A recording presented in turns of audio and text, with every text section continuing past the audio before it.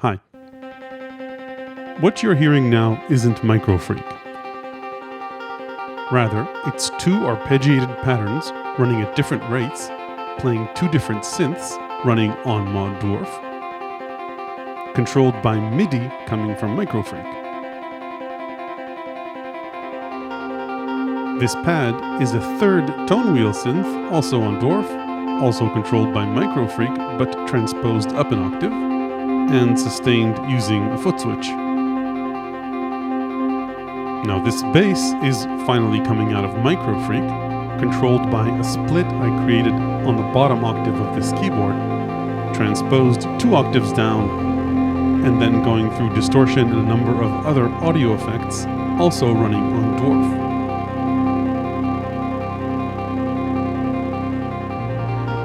MOD Dwarf is the latest entry by MOD devices into a category of pedals that don't just chain effects, but also attempt to make your creative hardware setup dreams come true.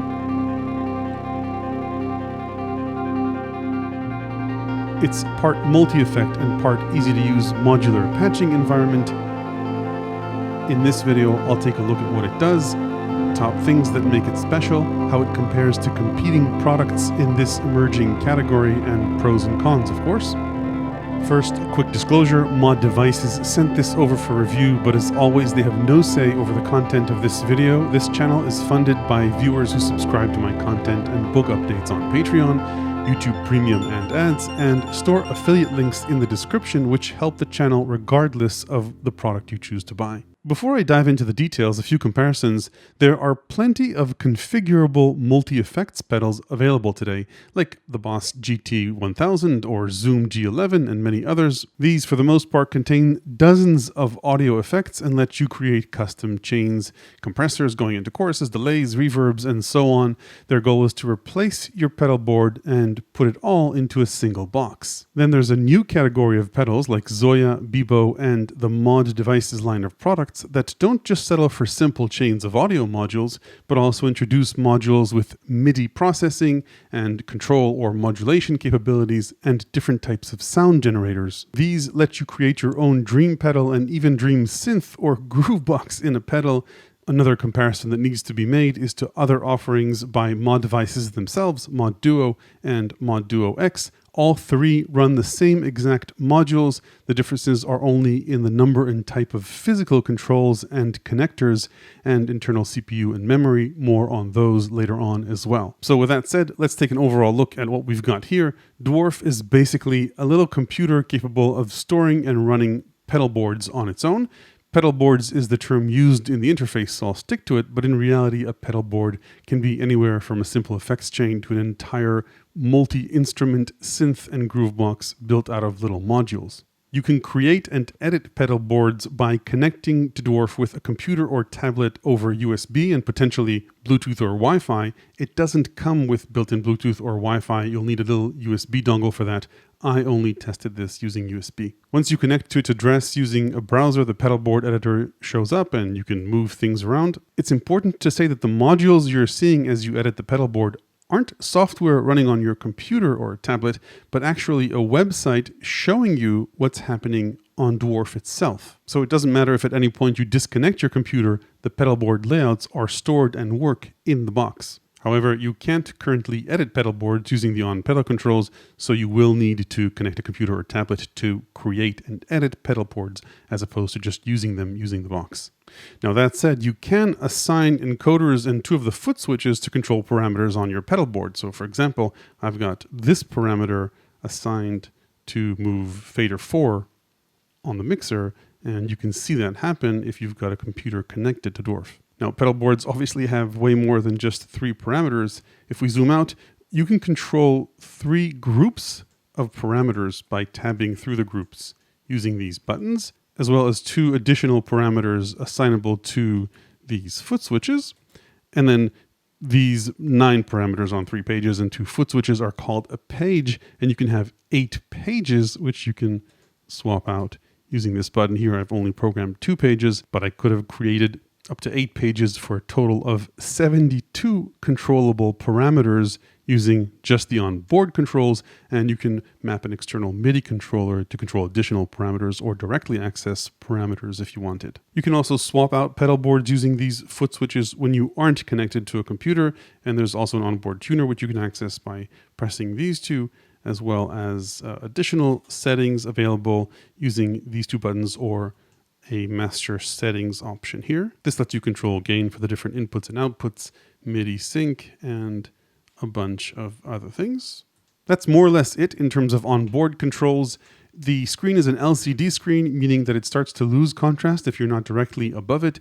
The build overall feels very solid. The enclosure is metal and everything seems like it can take a beating. In terms of connectivity, you've got 2 1/4-inch audio inputs and 2 outputs, which you can treat either as a stereo pair on either end or 2 completely independent mono effects chains. The LEDs on the top panel next to the audio inputs and outputs will blink if you're clipping. MOD Dwarf has 3.5mm TRS-A MIDI in and out in the back, and a control chain connector type designed by MOD Devices, currently connecting to their optional control pedal, but the communication protocol is open, so you could build your own control chain device if you were up to the task and even chain multiple such devices. MOD Dwarf is powered by an included wall wart and has both USB device and USB host ports. The host port is an excellent option, letting you connect multiple controllers, wireless dongles, and storage devices, and you can connect a few using a hub, preferably a powered hub, I guess, but Microfreak is both powered and sending MIDI in and out using USB. The USB device port lets you configure pedal boards using a browser, but it does not send audio, at least not in the current firmware. Finally, you also have a headphone output with separate gain control in the settings menu. A quick word about this setup. I know people ask about that. The only thing I have running here is Microfreak connected via USB, both for power from MOD Dwarf and sending and receiving MIDI over USB, and then mono audio out from Microfreak going into input 1 of MOD Dwarf.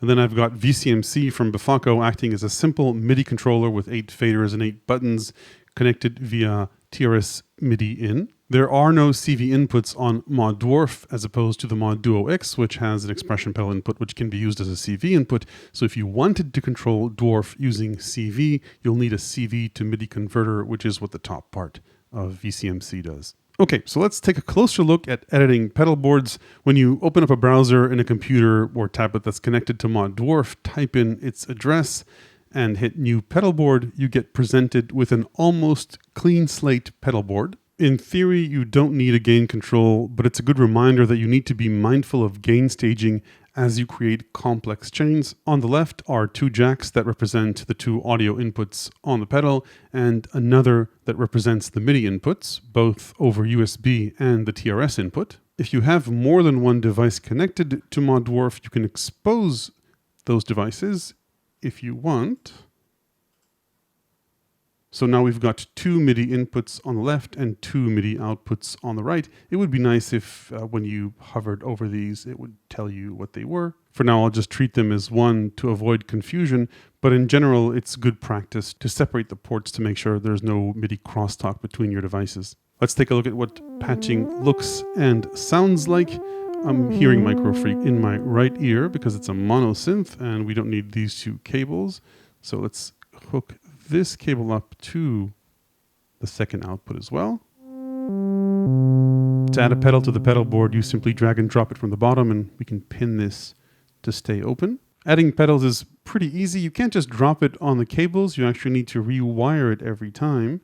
So unplug a cable and plug it into here. What I will do is just unplug everything and add a few pedals at once to save us a bit of rewiring. So let's add, say, a delay. This is a nice tape delay, and also go for a pitch shifter, why not? So now we just need to take care of the plumbing and hook them up like this. So we now have a nice effects chain. We can of course mess with any of the parameters here, take pedals out of the chain if we didn't want to say delay, or mess around with the pitch shifter, but we didn't go to all this trouble of getting a hardware pedal to mess with pedals on a screen. So one of the first things you'll likely want to do is map the controls on the pedals to physical controls on MOD Dwarf. So for example, if I wanted to map the pitch shifters to physical buttons, and you can zoom in if you want. Anyway, hit this cogwheel and then click this little mapping button. You could map to controls on the device itself, to MIDI, to control chain devices, or to CV. We'll get to that later. This doesn't have any CV inputs, but you can create CV internally. Anyway, let's start with something simple and map it to the device itself. I'll go for page 2 here, or tab 2, and map one knob to this and another knob to this. And if we go to page 2, we can now play with the pitch shifter. Notice that it's in stereo. If a parameter has multiple options and you map it to a knob, you'll be able to select those multiple options on screen. So this is my fidelity options. Let's go for hi-fi. So items you can select in a menu are directly available on the display of MOD Dwarf, and you can also apply that to presets that you can configure. So let's say I wanted to save this as a preset. I'll just have to name it inverted seventh and save it. Maybe let's get this back to normal and call this one none. And now if we wanted, say, quick access to presets on this page, we would assign all to the device, to this knob, and we can now easily move between these two presets. Assigning these foot switches is also pretty easy. So let's say that I wanted to bypass this effect with a foot switch. Just choose B here. And now this bypasses the effect. So pretty easy. That's how you assign tabs and foot switches. And if you wanted to create additional controls on additional pages, that's what these guys are for. So you could have 8 pages of parameters if you wanted and swap through the pages using this foot switch. Okay, cool. So up until now, we've been creating simple audio effects chains, something you can do on pretty much any multi-effects pedal on the market. And there are plenty of options here, a lot of delays, distortions, dynamic controllers, filters, modulation effects, reverbs, amp simulators, and additional interesting pedals, including auto-tune if you were so inclined, or a vocoder. But where it gets interesting is when we start getting into the tabs that I skipped. The control voltage tab, which lets you wiggle parameters around, the generator tab, which includes synths, sample players, other instruments, and the MIDI utilities tab, as well as the general utility tab, which has a few other interesting surprises like mixers, loopers, and sample players. Let's focus on the things that don't behave like other multi-effects pedals. I'll start with control voltage, which is the hardest one to get your head around. Unless you're familiar with modular synths, of course, the term CV or control voltage might be a bit intimidating, but really it's just a fancy term for modules that generate values that we can do stuff with. For example, turn knobs. The simplest control voltage or control module is probably just control to CV, where you turn a knob and it generates values or CV values. And you can see these on a meter. If we just hook the CV into the CV meter, it shows maximum and minimum values, but the value you should focus on is this one, which just shows you the current value. So one of the most common things we do with CV is get it to move knobs for us. Now, unfortunately, at least as of the current version of the MOD device user interface, while you can drag CV from one output to a module that has a CV input, you can't directly drag CV into a module which doesn't have inputs into a specific parameter. So let's get rid of this. Let's say that I wanted this knob to control the dry-wet control of the reverb. There's a 2-step process that you need to follow to make that happen. Unfortunately, you've got to make this output discoverable by other modules, and you can rename it. Let's call this mix. And once you do that, you enter the module, choose the parameter you want to control, and then that's what the CV is for. You'll see the source appear here. You can set ranges if you want using the advanced tab and hit save. And we now have control over the dry wet mix using this knob, and you can see the dry wet mix knob move as I change this knob. Now, we didn't go through all this trouble just to move one knob with another knob. Where CV gets interesting is when we use different CV generators to move knobs for us. So, for example, a CV party favorite is the LFO, and let's say that I wanted the LFO to wiggle the time parameter on our delay. Manage CV ports is still on, which is good. I can go into here and rename this. Let's call it knob robot. And I also want to control this using the onboard controls. So I'll go into here and map frequency to knob 1 on tab 3 and waveform on knob 2. So now these two encoders control my LFO. I don't need to see manage CV ports anymore. Then I can go into here, go into the time parameter, which is over here, and connect it via CV to my knob robot. And you can already tell that my knob robot is moving this parameter around, and also see that on the display. Now if I bring these two up a little bit closer, and obviously turn on my delay, then we can hear what wiggling the time knob does at different frequencies. So it can be really slow, or no wiggle, or into pretty high rates.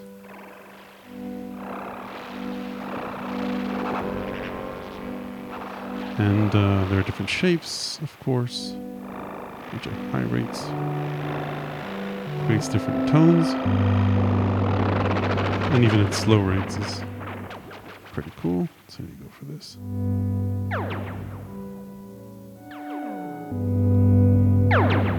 So that's how CV works. There are plenty of CV modules here. Exploring them is beyond the scope of this video, but there are, of course, plenty of CV patching ideas in my book, which I'll undoubtedly promote at the end of this video. Like, for example, that patching an audio CV module into a slew limiter gives you an envelope follower that can turn knobs for you based on the level of incoming audio. So that's a bird's eye view of CV. Let's take a look at MIDI and generators. I'll start with a new pedal board for that. And I'll also turn local off in my Microfreak so that touching its keyboard doesn't do anything unless I send MIDI into Dwarf and play an internal synth or tell it to tell Microfreak to do something. So for example, if I did want to play the Microfreak with local off, I could just take the MIDI in to the MIDI out, and we're now controlling Microfreak. Now let's not do that, and instead take a look at a few of the generators that we've got here. Now there are a few simple ones, like let's say this tone wheel organ generator. So just hook up MIDI into that and audio out. You can hook it up to both by putting it in the middle. And we now have a Hammond Microfreak. You can see that there aren't too many parameters here. Let's get rid of this. These things may look like pedals, but a lot of them don't behave anywhere near like one. For example, DEXED, as you may know, is an open source FM synth, which has hundreds of different parameters. Well, I don't know if hundreds, but over 100 different parameters. Now, I'm a guy who enjoys tweaking synth parameters just like anyone else, but in no way is this interface any way I want to spend an afternoon. Luckily, however, this includes dozens of DX7 presets, so assigning it to a knob is pretty simple and straightforward. And if we get out of this, hook it up to MIDI, and then hook it up to our audio, we now have access to a bunch of really good well, not all really good, DX7 presets.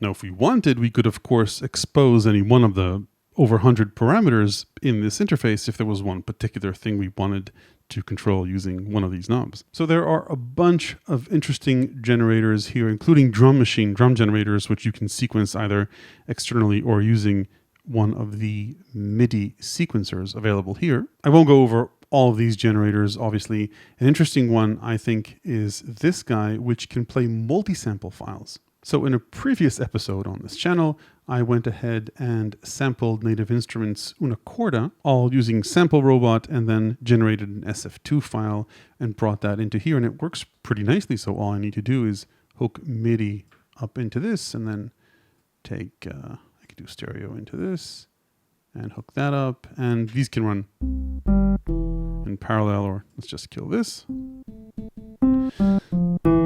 A pretty nice multi-sample piano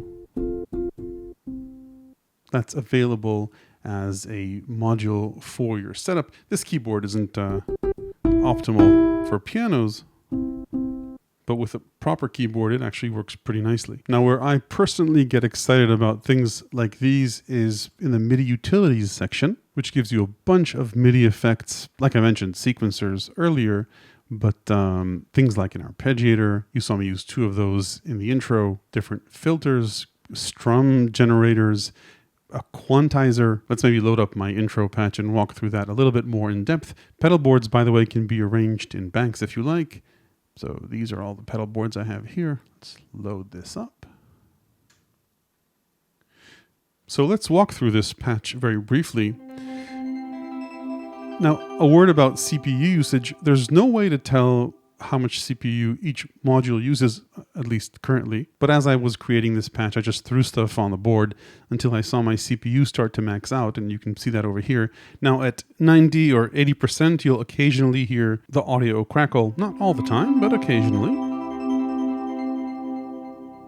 What you can do to mitigate this a little bit is go into advanced mode and increase the sample buffer size, or the frames, to 256 frames. This uses 128 by default, and you can see that this dramatically reduces CPU usage. So at 128, I'm sort of at 80 to 95%, and when I click this, I'm down to 69.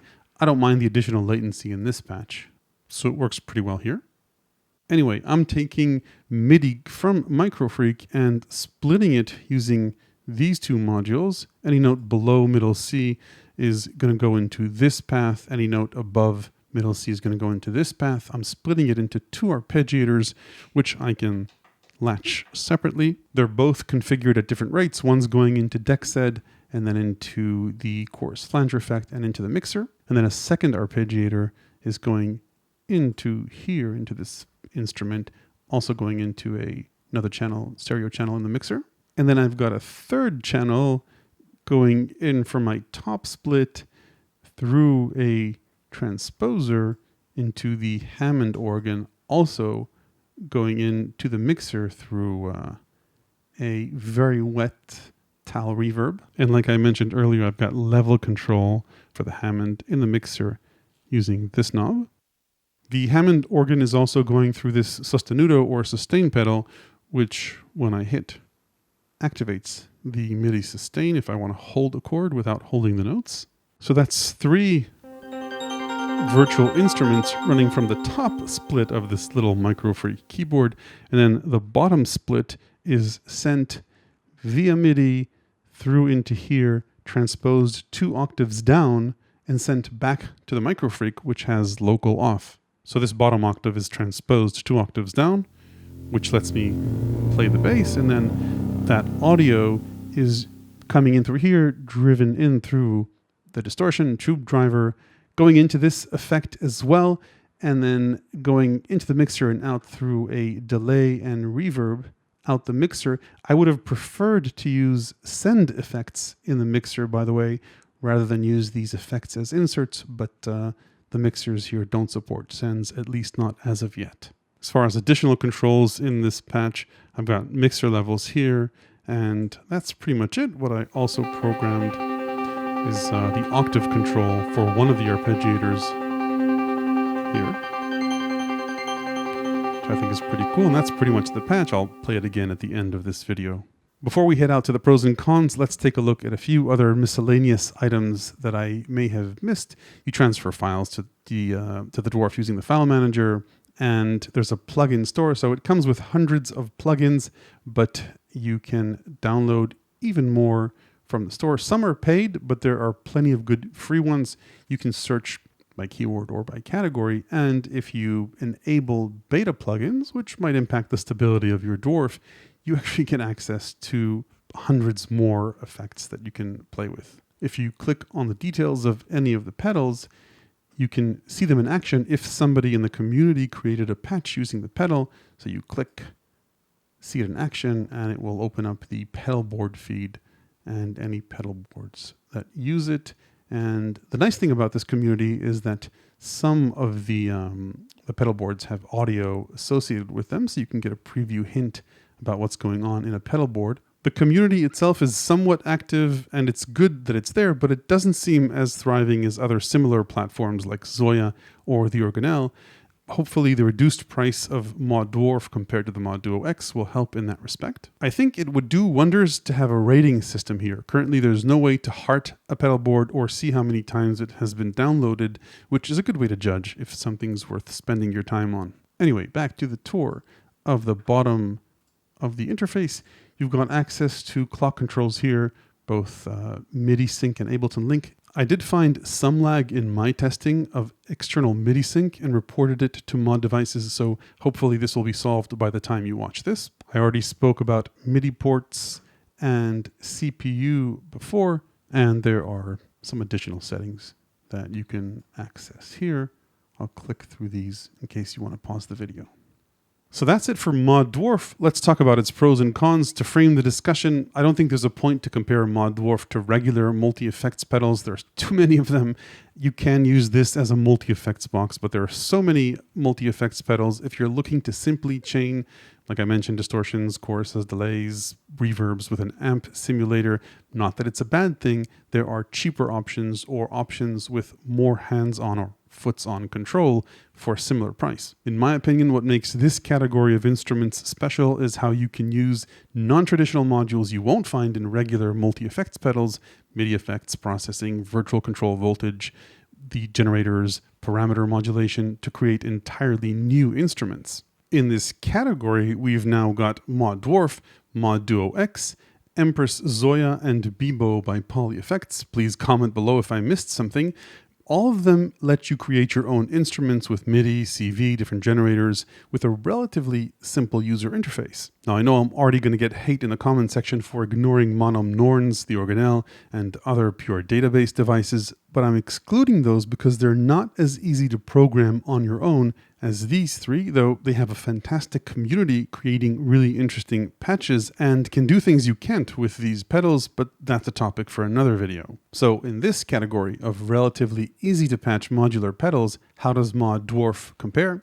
First, unlike ZOIA and Beebo, you can't currently create patches on Dwarf without a tablet or computer. To me, that's not much of a downside. As a matter of fact, I wish both ZOIA and Beebo had remote programming in addition to the onboard capabilities. By the way, I asked mod devices about this and they mentioned more advanced editing may be available on board in the near future, but frankly, regardless, I'd rather use a bigger screen to make complex patches, though it would be nice maybe to make simple ones here. In terms of diversity of modules, MOD Dwarf seems to have the largest number of modules, but quantity doesn't necessarily mean quality, obviously.